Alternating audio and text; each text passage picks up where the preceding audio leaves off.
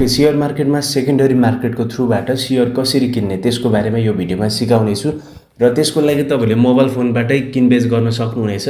कसरी बेच्ने भनेर मैले अलरेडी भिडियो बनाइसकेको छु। त्यो भिडियो हेर्नु भएको छैन भने र शेयर कसरी बेच्ने त्यो आउँदैन भने त्यो भिडियो हेर्नु होला। प्रोफाइलमा जानु सक्नुहुन्छ, पिन गरेको पाउनुहुनेछ।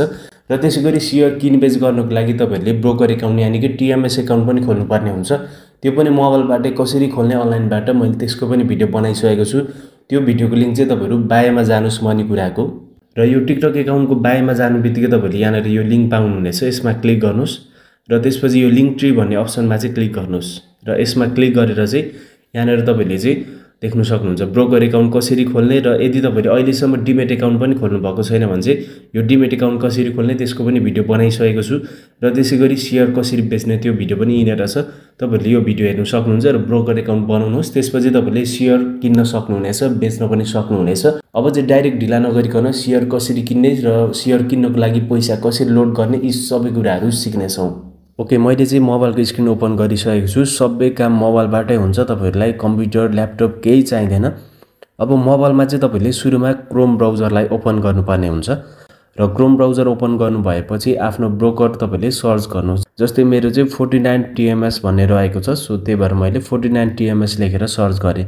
त्यसपछि यो वेबसाइट आउँछ। आफ्नो ब्रोकरको वेबसाइट ओपन गर्नुस् र त्यसपछि यहाँनेर ब्रोकरको युजर नेम, त्यसपछि यहाँनेर पासवर्ड, त्यसपछि क्याप्चा यहाँनेर जे दिएको छ त्यो यहाँनेर सेम एज इट इज लाउनु पर्ने हुन्छ। जस्तै यहाँनेर यो जे लेखेको छ त्यो यहाँनेर फिल अप गर्नुपर्ने हुन्छ। त्यसपछि लगइनको अप्सनमा क्लिक गरेर लगइन गर्नुहोस् र लगइन गर्नु भएपछि यस्तो पेज ओपन हुन्छ।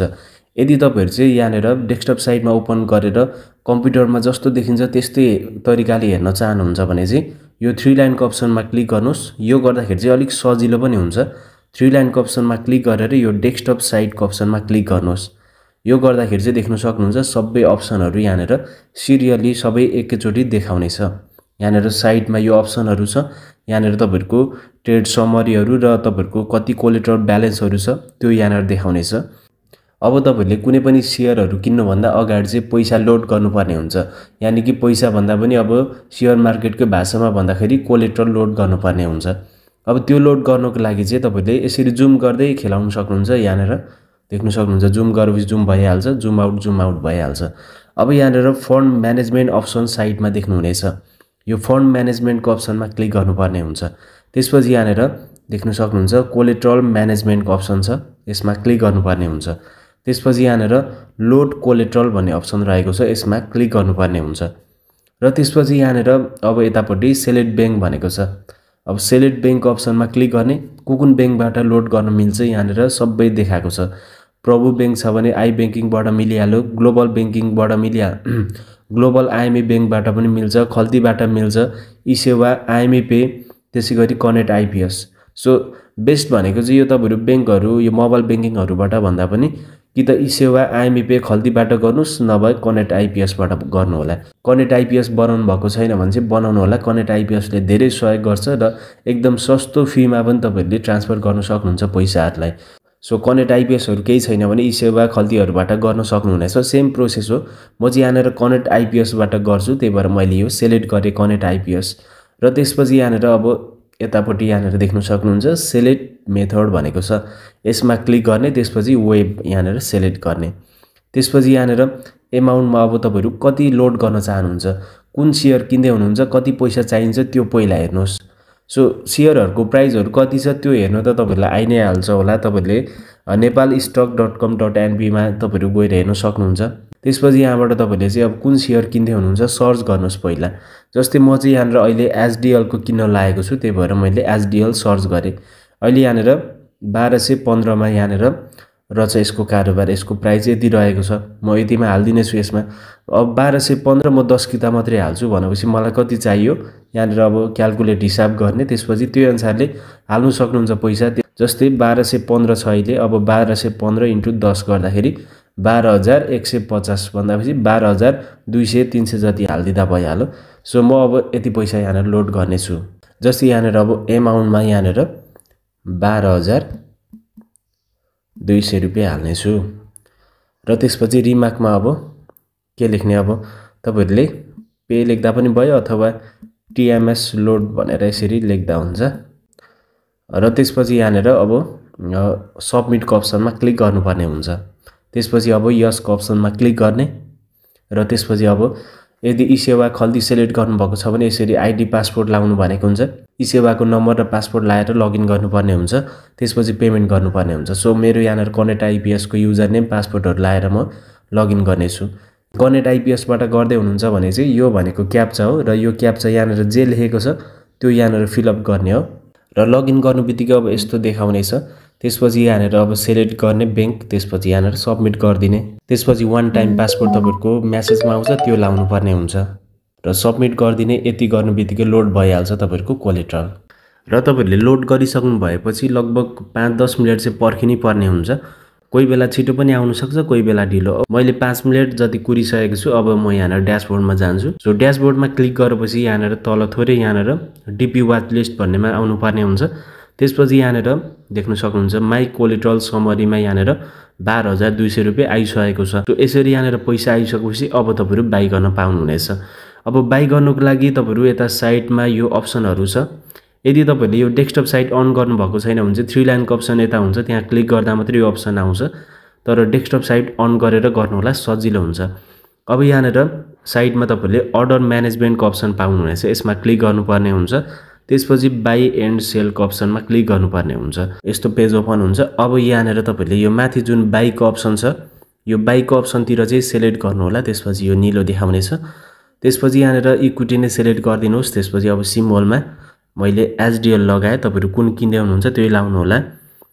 एचडीएल लगाए। त्यसपछि यहाँनिर अहिले फेरि घटेछ देख्न सक्नुहुन्छ। अब म यति बेला किनिहाल्छु। सो यहाँनिर अब क्वान्टिटी लाउने कति किता, म 10 किता मात्र किन्दैछु, त्यही भएर मैले 10 लाए। अब प्राइसमा यहाँनिर देख्न सक्नुहुन्छ यो बाइ गर्नेहरुले प्राइस कति लागेको छ र सेल गर्नेहरुले चाहिँ कति लागेको छ यहाँनिर देखाउनेछ। जस्तै यहाँनिर सेल गर्नेहरुले देख्न सक्नुहुन्छ 1220 भन्दा यहाँनिर छोडेको छैन, तर बाइ गर्नेहरुले 1217 मा यहाँनिर लाइरहेको छ। सो म पनि 1217.1 जतिमा लाइदिन्छु, छिटो बिकोस् भन्ने चाहन्छु तपाईहरुलाई देखाउनको लागि। सो म यहाँनिर प्राइस भनेको अब 1217.1 लाइदिन्छु। अरु तपाईहरुले केही नचलाउँदा हुन्छ, यति गर्नुहोस्। त्यसपछि अब डाइरेक्ट यहाँनिर यो बाइको अप्सनमा क्लिक गर्नुहोस् र बाइक अप्सनमा क्लिक गरेपछि यहाँनिर अझै प्राइस त घट्दैछ र पनि ठिकै छ। म यतिमै यहाँनिर मैले लाइदिएको छु 1217.1 मा मैले लाइदिएको छु, छिटो बिकोस् भनेर मैले लाएको र यहाँनिर तल देखाउनेछ। म तपाईहरुलाई एकचोटी रिफ्रेश गरेर देखाउने छु। जस्तै यहाँनिर पेन्डिङमा छ। यदि यो बिकिसक्यो भने यो पेन्डिङबाट हट्नेछ। यदि तपाईहरु यसलाई एडिट गर्न चाहनुहुन्छ, अब यहाँनिर प्राइस अझै यहाँनिर घटबढ हुँदैछ र तपाईहरु अर्कै प्राइस सेट गर्न चाहनुहुन्छ भने फेरि यसरी जुम गर्नुहोस्। यहाँनिर यसरी जुम गर्नुहोस् र यहाँनिर तपाईहरुले यो एडिटको अप्सनमा यो पेन्सिलको अप्सनमा क्लिक गर्नुहोस्। क्यान्सल गर्नको लागि चाहिँ त्यो गोलोमा क्लिक गर्ने हो र त्यसपछि अब फेरि यहाँनिर अब प्राइस अथवा क्वान्टिटी कति लाउन चाहनुहुन्छ, प्राइस फेरि चेन्ज गर्न चाहनुहुन्छ भने चेन्ज गरेर फेरि यो बाइकै अप्सनमा क्लिक गर्नुपर्ने हुन्छ। त्यसपछि फेरि चेन्ज हुन्छ। र यदि क्यान्सल गर्न चाहनुहुन्छ भने चाहिँ यहाँनिर यो गोलो घेरा छ, यो गोलो अप्सनमा क्लिक गर्नुहोस्, क्यान्सल हुन्छ। र अब यहाँनिर म वेट गर्नेछु बिकिसकिन्जेलसम्ममा। यसरी नै तपाईहरु किन्दाखेरि अब जतिमा चलिरहेको छ, जस्तै अब यहाँनिर बेच्नेहरुले यहाँनिर देख्न सक्नुहुन्छ, बेच्नेहरुले यहाँनिर 1220 भन्दा यहाँनिर छोडेको छैन। यहाँनिर लिस्टमा देख्न सक्नुहुन्छ 1220 छ। किन्नेहरुले यहाँनिर 1217 मा लाइरहेको छ। अब यहाँनिर प्राइस पनि 1217 नै छ, तर पनि यहाँ बेच्नेहरुले त्यति भन्दा 1220 भन्दा छोडेको छैन। र जब बेच्ने मान्छेहरुले चाहिँ अब मैले लाएको रेट जस्तै 1217.1 मा मैले लाएको छु, जब बेच्नेहरुले यतिमा बेच्छ त्यसपछि मैले चाहिँ यहाँनिर यो मेरो चाहिँ बाइ हुनेछ, यानी कि मैले चाहिँ किन्ने छु, यो मेरो चाहिँ बाइ भइसक्नेछ, कम्प्लिट हुनेछ।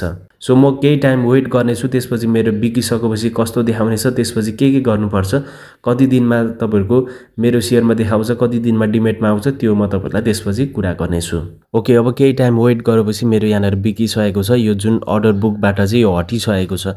अब यहाँनिर तपाईहरुले साइडमा जुन अप्सनहरु छ त्यो अप्सनमा तपाईहरुले चाहिँ यहाँनिर अर्डर म्यानेजमेन्ट, त्यसपछि डेली अर्डर बुकको अप्सनमा क्लिक गर्नुपर्ने हुन्छ र त्यसपछि यहाँनिर यदि यो ओपनमा छ भने यो तपाईहरुको बाइ भएको छैन, तर कम्प्लिटेडमा छ भने यो तपाईहरुको बाइ भइसक्यो, कम्प्लिट भइसक्यो। जस्तै मेरो कम्प्लिट भइसक्यो।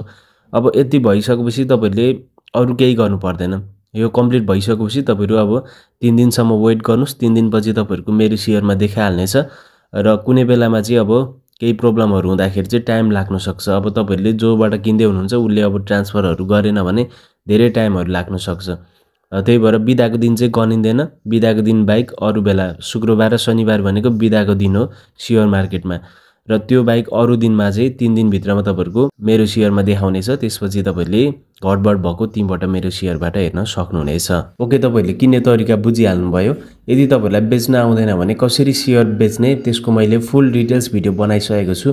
त्यो भिडियोको लिंक डिस्क्रिप्सनमा छ, गएर त्यो भिडियो हेर्न सक्नुहुन्छ। च्यानलमा पनि छ, गएर हेर्न सक्नुहुनेछ। ओके, भिडियो यति नै रहेको छ। तपाईहरुलाई भिडियो मन परे लाइक गर्नुस्, शेयर गर्नुस्, कमेन्ट गर्नुस्, त्यसैगरी हामीलाई फलो पनि गर्नु होला यस्तै खाले भिडियोहरु हेर्नका लागि।